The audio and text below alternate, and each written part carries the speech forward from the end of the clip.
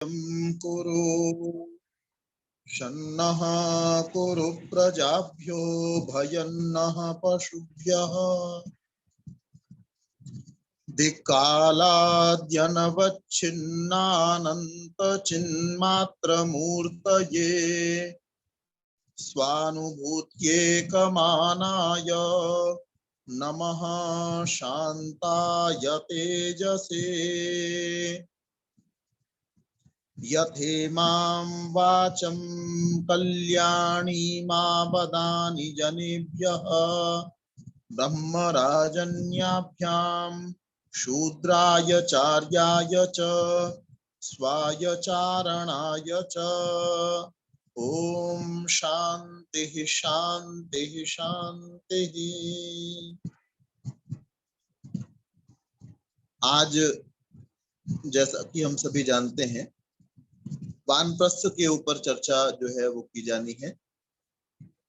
वानप्रस्थ शब्द का अर्थ जैसा इसके नाम से ही बड़ा स्पष्ट हो रहा है, वन की ओर प्रस्थान करना। तो ये भारत की बहुत पुरानी परंपरा जो है वो रही है और बहुत सारे ज्ञान विज्ञान की चीजें जो हैं वो वन के अंदर ही ऋषि मुनियों ने उनका साक्षात्कार किया और दुनिया के लाभ के लिए उसका प्रकाशन जो है वो बाद में किया। तो ये वानप्रस्थ संस्कार है। हमारे यहाँ जैसा हम सभी जानते हैं, 4 हमारे आश्रम भी हैं कि पहला आश्रम जो है वो ब्रह्मचर्य आश्रम है और उसको ये कहा जाता है कि उसमें स्वत्व का चिंतन है, अपने विषय में चिंतन है।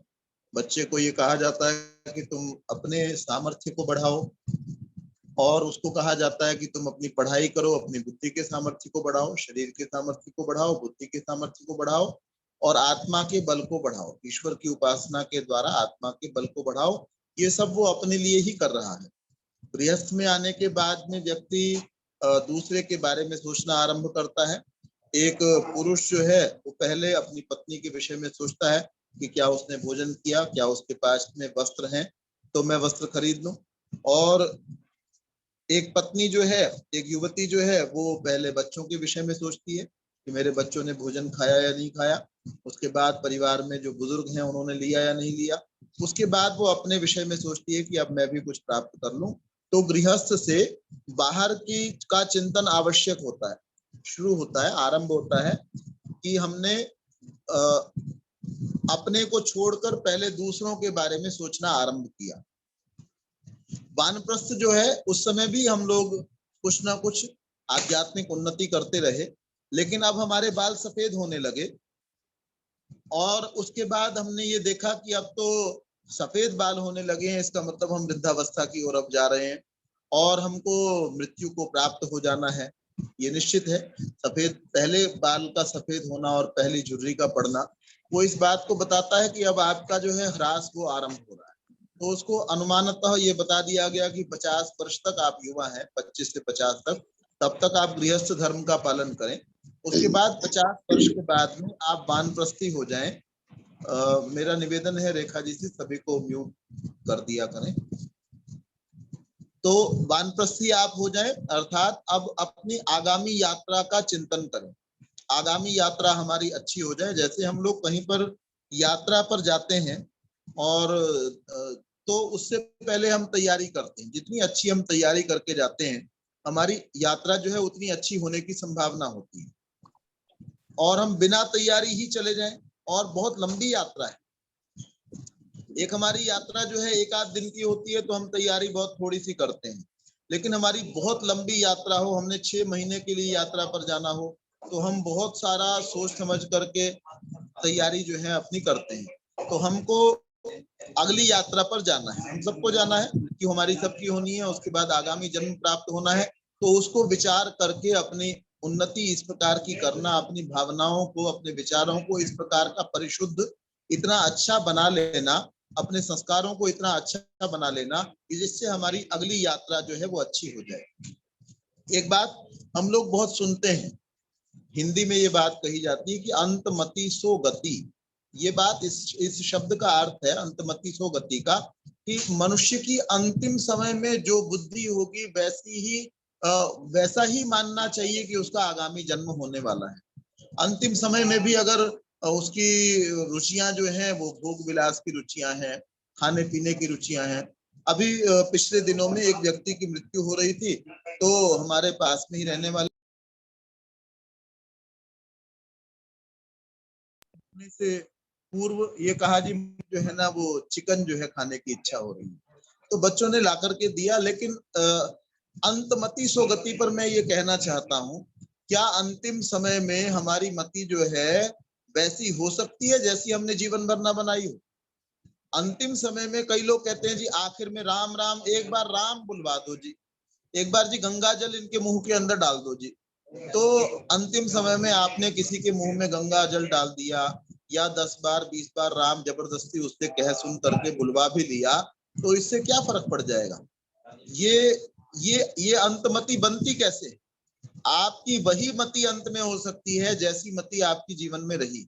ये आपको पहले बनानी होगी। ऐसा नहीं हो सकता है कि आप 99 वर्ष तक ये सोचें या 87 वर्ष तक ये सोचें कि हम जो है ना जो कुछ दुकानदारी कर रहे हैं दुकानदारी करते रहें, भोजन बनाने में समय लगा रहे हैं भोजन बनाते रहें, वस्त्रों के अंदर उलझे पड़े हैं, रंगों के अंदर उलझे पड़े हैं, रंग जो है ना रंगों में उलझे रहे, और दिवाली होली मनाने के अंदर लगे हुए हैं, उसमें लगे रहे 87 वर्ष तक। और अब पता चले कि अब जाने वाले हैं तो हम हमारे सारे के सारे विचार बदल जाएं, ऐसा होने वाला नहीं। हमारे को अपने विचार पहले से बदलने होंगे। ये वानप्रस्थ संस्कार जो है वो हमको इस बात को कहता है, ये आश्रम हमको इस बात को कहता है कि आपको अपने संस्कारों को पहले से बदलना होगा। यकायक जो है एकदम अगर आप चाहेंगे कि मेरे संस्कार जो है वो बदल जाएं और अंत समय में मेरी मति बिल्कुल उलट करके कुछ हो जाएगी, तो ऐसा होने वाला नहीं है। तो इसलिए उसकी तैयारी हमको पहले से करनी। एक व्यक्ति को गृहस्थ में जाना होता है, उसके लिए तैयारी करता है, वो पढ़ाई लिखाई करता है, वो अपनी सर्विस इत्यादि करता है। जब लोग देखते हैं कि हाँ ये व्यक्ति जो है अब एक कन्या का वहन कर सकता है, तो उसको उसमें डाल दिया जाता है, विवाह संस्कार उसका किया जाता है।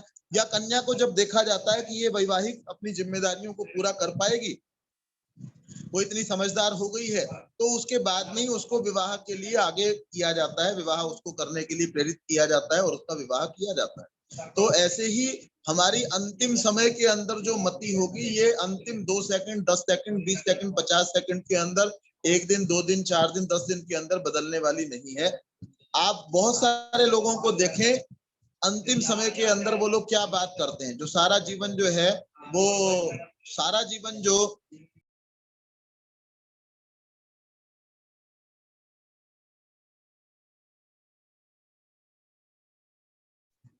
अंतिम समय के अंदर मनुष्य की जो है वो गति किस बात पर निर्भर करती है कि आपने जीवन भर किया क्या है, उसी से आपके संस्कार बनते हैं। तो गृहस्थ में भी आपने संस्कारों को अच्छा बना करके रखना है, लेकिन वहां पर विभिन्न प्रकार के कार्य इस प्रकार के होते हैं कि आप अपने लिए अपनी आत्मा की परिशुद्धि के लिए, अपनी बुद्धि के विचारों की परिशुद्धि के लिए उतना समय हम चाह करके भी नहीं दे पाते। तो इसलिए ये सबके लिए अनिवार्य, कुछ चीजें सबके लिए अनिवार्य नहीं की गई है। आप देखिए गृहस्थ आश्रम में प्रवेश करने की सबको अनिवार्यता नहीं की गई। हमारे शास्त्रों में सबको गृहस्थी बनने को नहीं कहा गया है कि सारे के सारे अवश्य गृहस्थी बने। उसके लिए ये रखा हुआ है कि आपको कम से कम जो है ना इस प्रकार का होना चाहिए। जैसे ये कहा गया कि आपको कम से कम 1 वेद का अध्ययन कर लेना चाहिए, 2 वेदों का अध्ययन कर लेना चाहिए, 3 वेद का अध्ययन कर लेना चाहिए अगर आप गृहस्थी होना चाहते हैं उससे पहले। लेकिन वानप्रस्थी होने के लिए ऐसी शर्तें जो है वो नहीं लगाई गई। और सन्यासी होने के लिए ऐसी शर्तें नहीं लगाई गई। हाँ, सन्यासी के लिए अवश्य कहा गया कि अगर आपका वैराग्य दृढ़ नहीं है तो आप सन्यास मत लीजिए, आप वानप्रस्थ के अंदर ही रहिए, लेकिन वानप्रस्थ होना सभी के लिए अनिवार्य बताया गया है। अब इस समय में भारत की वानप्रस्थ की जो व्यवस्थाएं थी वो टूट चुकी है। वानप्रस्थ आश्रम इस समय है, लेकिन उस स्तर पर जिस प्रकार के पहले हुआ करते थे उस प्रकार के नहीं है। इन वानप्रस्थ आश्रमों के कारण से यहाँ इस पुस्तक के अंदर जो हम पढ़ रहे हैं संस्कार चंद्रिका, तो इसके अंदर ये बात आई है कि हमारे पास में बर्मा नाम का एक देश है, और वहां पर क्योंकि ये सारा का सारा जो हिस्सा है विश्व का, ये हिस्सा जो एशिया के अंतर्गत ही आता है, ये भारत के अंतर्गत ही लगभग सारा आता था। तो वहां पर आज भी वो कहते हैं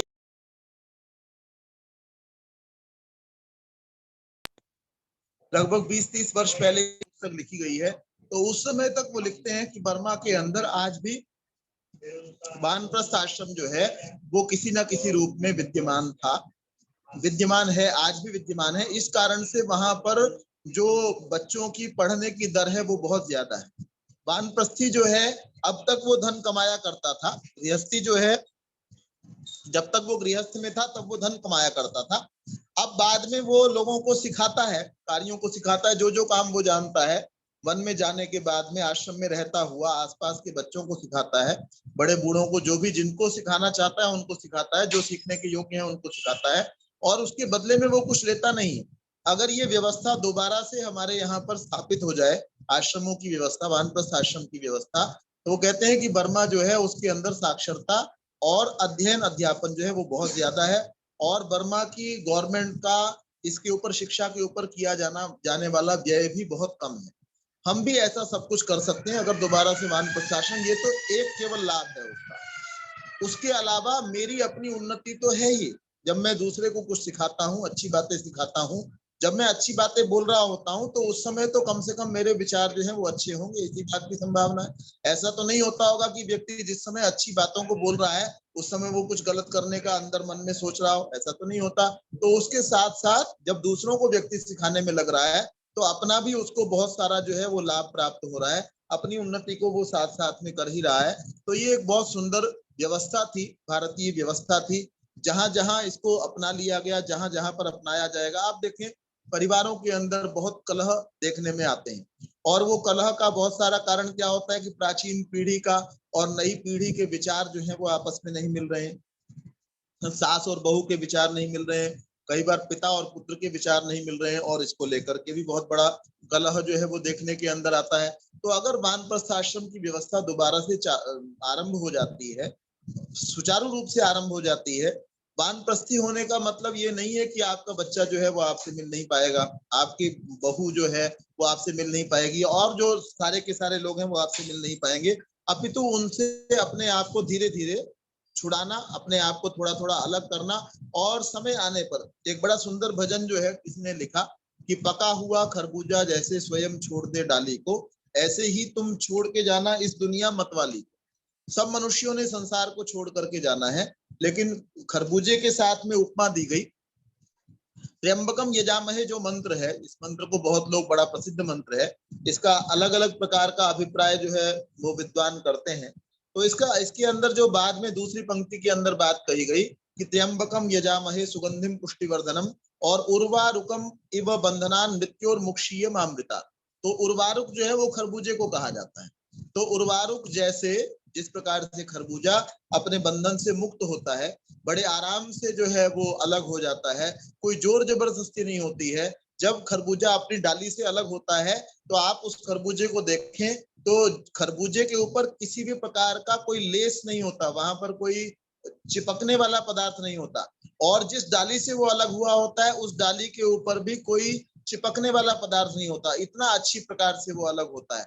जब आप किसी आम को तोड़ लेते हैं, या आम जब गिरता है, या और चीजें जब गिरती हैं, अपनी डाली से अलग होती हैं, वृक्ष से अलग होती है, तो दोनों स्थानों पर आपको स्नेह कुछ मिल जाएगा, चिपकने वाला कुछ पदार्थ मिलेगा। लेकिन खरबूजा जब डाली को छोड़ता है तो उसकी लगाव जो है उस डाली के साथ बिल्कुल भी नहीं होता। उसी प्रकार से मुझे और आपको जब संसार से जाना है, ये जाना निश्चित है, तो ऐसा ना हो कि संसार से हम जाना नहीं चाह रहे हो और हमको खींचा जा रहा हो, हमारे प्राणों को खींचा जा रहा हो, अपितु हम स्वेच्छा से, हमारी इच्छा बन गई हो, और उसके साथ में हमको ऐसा लगता हो कि हमने, जो व्यक्ति अपनी आगामी तैयारी अच्छी कर लेता है, यात्रा की आपकी अच्छी तैयारी है, आपके जेब में पैसे बहुत हैं और आपके पास सामान पर्याप्त है, जो जो चीजें आपको यात्रा में जरूरत पड़ सकती है, तो आपको यात्रा करने में डर नहीं लगता।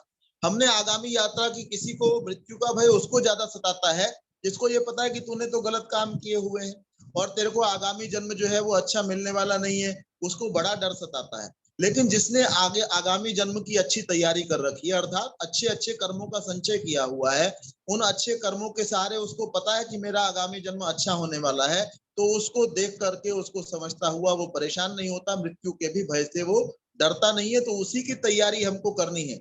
आगामी यात्रा हमारी कितनी लंबी है, ये जीवन तो कितना सा है। आप देखें गीता के अंदर ये लिखा हुआ है कि बहुनी में व्यतीतानि जन्मानि तव चार्जुन तान्यहम वेद सर्वाणि नत्वम वेत्त परंतप, कि हे अर्जुन, तुम्हारे बहुत सारे जन्म बीत चुके हैं और मेरे बहुत सारे जन्म बीत चुके हैं। हमारे असंख्य जन्म बीत चुके हैं, जिनकी कोई संख्या गिनती ही नहीं की जा सकती है, क्योंकि सृष्टि जो है वो प्रवाह से अनादि है। सृष्टि जो है वो प्रवाह से अनादि होने के कारण से हमारे अनेक जन्म जिनकी गिनती नहीं हो सकती है, करोड़ों अरबों, पता नहीं कितने करोड़ों, पता नहीं कितने अरबों, पता नहीं कितने खरबों, जहां तक गिनती नहीं जा सकती उतने हमारे जन्म आ चुके हैं, जा चुके हैं, और उतने ही और आगे आने वाले, असंख्य ही जन्म आने वाले हैं। तो जब असंख्य जन्मों की मुझे तैयारी करनी है तो उसके लिए तैयारी ज्यादा करनी पड़ेगी। अगर मैंने ये सोचा है कि मैं आखिर में अभी तो जन्म जीवन लंबा पड़ा है, अभी तो मैं दुकानदारी कर लेता हूँ, अभी तो भोजन बनाने के अंदर लगा रहता हूँ, अभी तो घर की सफाई के अंदर लगा रहता हूँ, अगर मेरी सोच जो है ऐसी बनी हुई है तो ये सोच मेरी ठीक नहीं है। मुझे, मेरी यात्रा बहुत लंबी है, तो उसके लिए मुझे अच्छी से अच्छी, इतनी अच्छी तैयारी करके जाना है कि परमेश्वर जो है, परमेश्वर के द्वारा मुझे जो आगामी जन्म प्राप्त हो परमेश्वर की न्याय व्यवस्था के अंतर्गत, वो बहुत अच्छे परिवार के अंदर, बहुत अच्छे पढ़े लिखे सुधी लोगों के, बुद्धिमान व्यक्तियों के परिवार के अंदर, जिनकी आत्मा अच्छे गुणों से सुभूषित है, ऐसे परिवार के अंदर मेरा जन्म हो, और जन्म लेकर के भी मेरे संस्कार इतने दृढ़ हो कि मैं अच्छी तरफ ही हमेशा चलता रहूं। तो उसके संस्कारों की तैयारी हमको जल्दी करनी पड़ेगी। इसीलिए हमको 50वें वर्ष के बाद में ये कह दिया गया। रघुवंश की यहाँ पर बहुत चर्चा होती है ना, रघुकुल रीति और रघु के वंश की बड़ी चर्चा होती है। तो उसके ऊपर कालिदास ने एक ग्रंथ लिखा, रघुवंश नाम से ही, रघुवंशम इस नाम से महाकाव्य एक लिखा। उसके अंदर 18 सर्ग हैं, और उसके अंदर वो उनके बारे में शुरू में लिखते हैं कि ये रघुवंश के लोग हैं कैसे कैसे। वो कहते हैं कि भाई ये जब गृहस्थी होते हैं तो इनका साम्राज्य जो है वो समुद्र पर्यंत इनका साम्राज्य होता है। हमारा ये, हमारी जो परिकल्पना है, भारतीय परिकल्पना, एक जीवन की क्या परिकल्पना है कि जब आप गृहस्थ के अंदर हैं उस समय में आपके पास में संपत्तियां होनी चाहिए। लेकिन वो कहते हैं कि ये रघुवंशी लोग किस प्रकार के हैं, उनके बारे में लिखते हैं कि योगे नान्ते तनु त्यजाम, ये अपने शरीर को अंत में जब छोड़ते हैं तो वो योग के द्वारा अपने शरीर को छोड़ने वाले होते हैं। तो हमको इस बात को ध्यान करना है। हमारे तो जितने बड़े राजा लोग भी हैं वो भी इस प्रकार के रहे हैं कि वो अंतिम समय में वो ये नहीं सोचते थे कि मैं संपत्ति के साथ में अपने जुड़ा रहूं, अपने राज्य के साथ में जुड़ा रहूं। वो राज्य को छोड़ करके वनों में जा करके और अपना आगे का मार्ग जो है वो प्रशस्त करके जाया करते थे। तो इस बात को हमको ध्यान करना। कितना समय बचा हुआ है जी? 4 हाँ मिनट जी, है आचार्य। 3-4 मिनट है। चलिए रिकॉर्डिंग इसको रोक दीजिए बेशक। 3-4 मिनट बाद जो है कोई और कुछ कहना चाहे कह सकते हैं।